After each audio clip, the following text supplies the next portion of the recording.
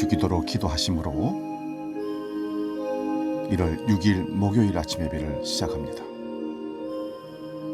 하늘에 계신 우리 아버지, 아버지의 이름을 거룩하게 하시며 아버지의 나라가 오게 하시며 아버지의 뜻이 하늘에서와 같이 땅에서도 이루어지게 하소서. 오늘 우리에게 일용할 양식을 주시고 우리가 우리에게 잘못한 사람을 용서해 준 것 같이 우리 죄를 용서해 주시고 우리를 시험에 빠지지 않게 하시고 악에서 구하소서. 나라와 권능과 영광이 영원히 아버지의 것입니다. 아멘.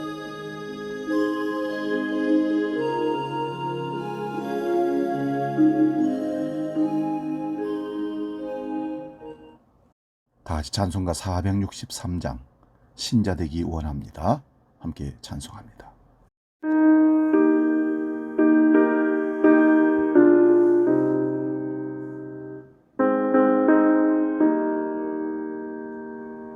신자 되기 원합니다. 진심으로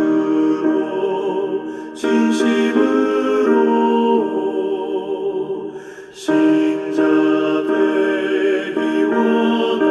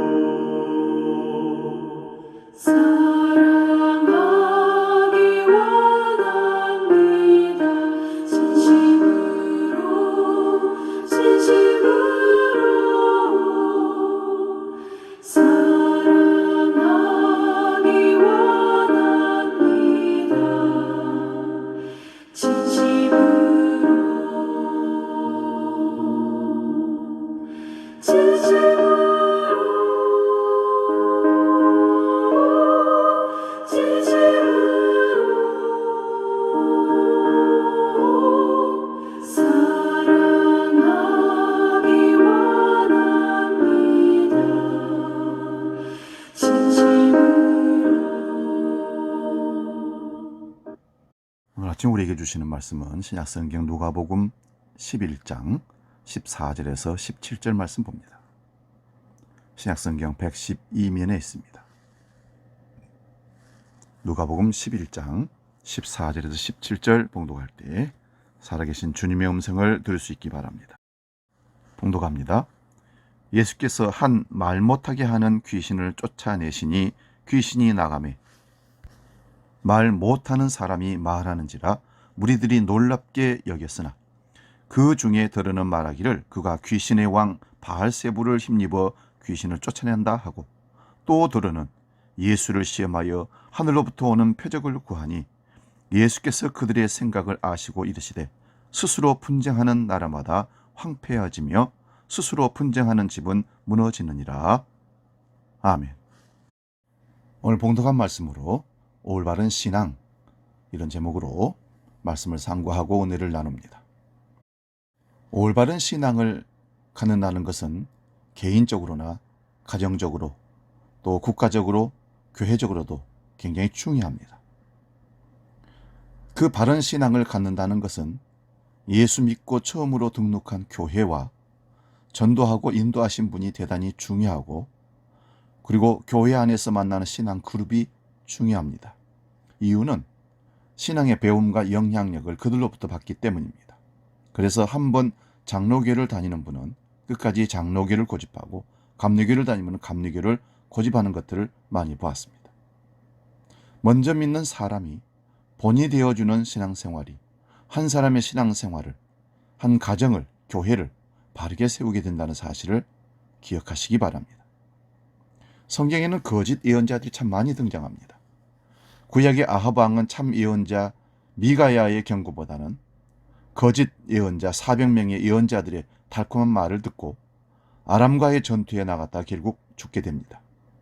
또 남유다의 마지막 왕 시드기야 왕 때도 사람들은 예레미야의 말보다 거짓 예언자 하나냐의 말을 듣습니다. 그 결과로 시드기야 왕은 두 눈이 뽑히고 예루살렘의 사람들은 바벨론의 포로로 잡혀가게 됩니다. 이 모두 거짓 예언자들의 말을 듣고서 이전보다 더 흉하게 된 사례들이 성경에는 많이 있습니다. 오늘 본문 속에 예수님께서는 이처럼 처음에는 귀신 들렸다 노임받았지만 그 마음에 하나님의 말씀이 없어서 전보다 나중 형편이 심하게 된 사람에 대해서 쭉 얘기를 합니다. 우리가 26절까지 봉독해야겠지만 중간에 생략했습니다. 여러분, 거짓 신앙, 거짓 예언의 귀를 기울이면 처음보다 나중이 더 흉해집니다. 거짓 예언자도 이적을 행할 수 있습니다.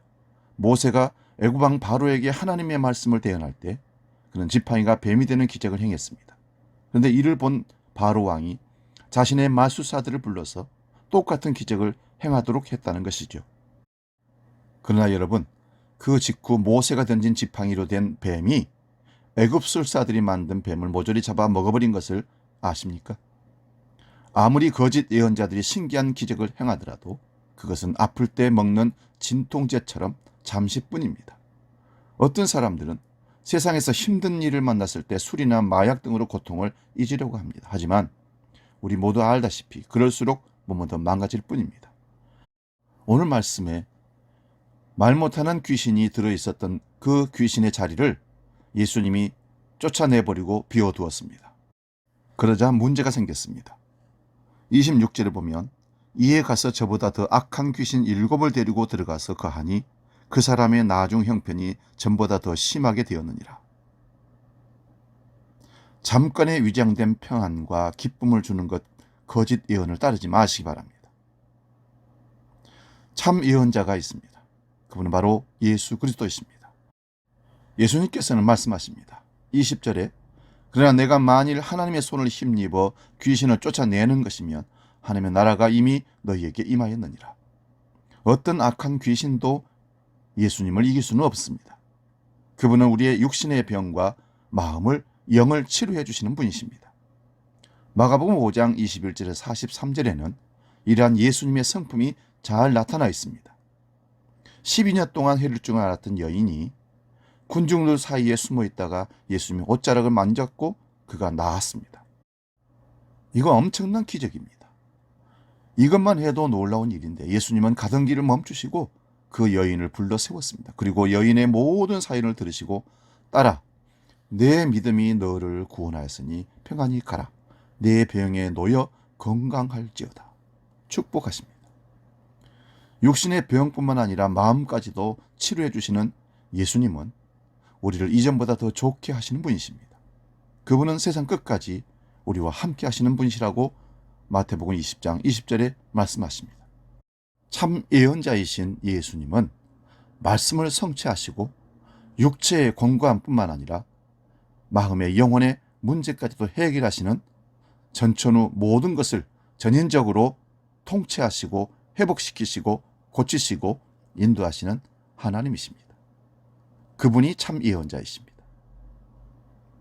그러면 우리는 예수님을 어떻게 마음에 모실 수 있을까요?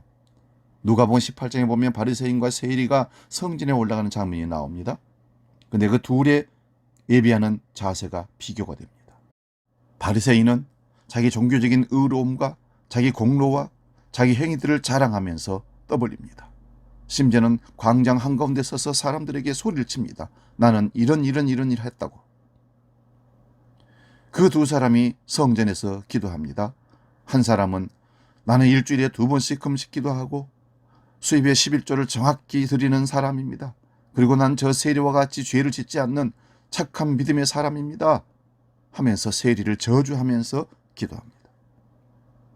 그러나 세리는 죄인인 것을 알았기에 아무 말도 하지 못하고 누가복음 18장 13절을 보면 하나님이여 불쌍히 여기시옵소서 나는 죄인으로소이다 하며 회개하며 기도했습니다.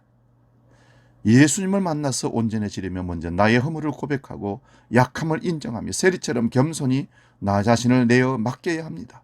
그러면 그분께서는 우리 안에 들어오셔서 우리를 새롭게 하십니다. 사랑하는 성도 여러분, 우리는 올바른 신앙을 가져야 됩니다.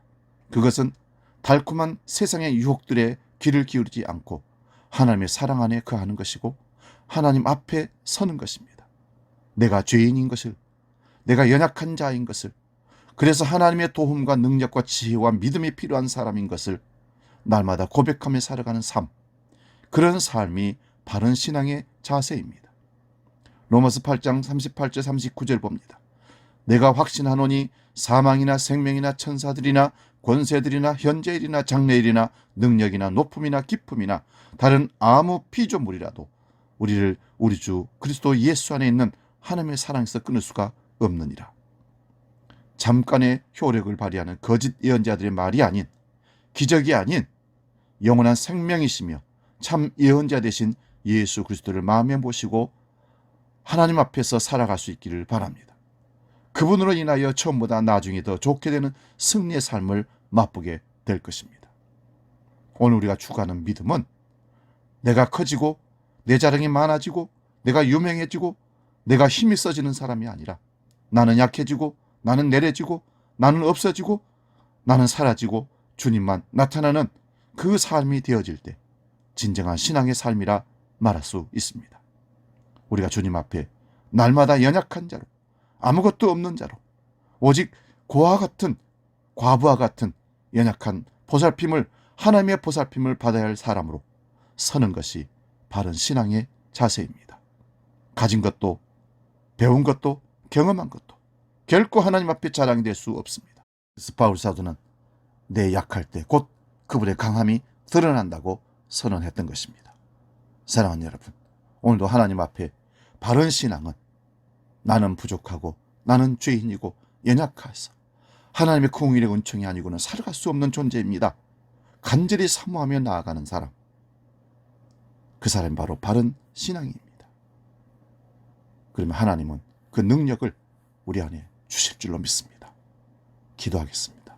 살아계신 아버지 하나님, 우리가 하나님을 바로 신앙한다는 것은 하나님을 전폭적으로 의지한다는 것입니다. 그 사람은 자기를 결코 의지하지 않습니다. 세상을 의지하지 않습니다. 부와 명예를, 사람을 의지하지 않습니다. 하나님만을 의지하는 진정한 신앙인이 될 수 있습니다. 오늘 우리가 그 사람이기를 원합니다. 오늘도 우리는 주님의 도움이 없이는 살아갈 수 없는 연약한 존재인 것을 깨닫고 출발하오니 우리와 함께하여 주시옵소서. 이제는 우리 주 예수 그리스도의 은혜와 아버지의 크신 사랑과 성령님의 감동, 교제, 역사 충만케 하시며 올바른 신앙으로 하나님을 의지하며 끝까지 신앙의 길을 걸어가기로 약속하고 다짐하는 모든 믿음의 사람들 앞길 위해 영원히 함께 하시기를 간절히 축원하옵나이다. 아멘.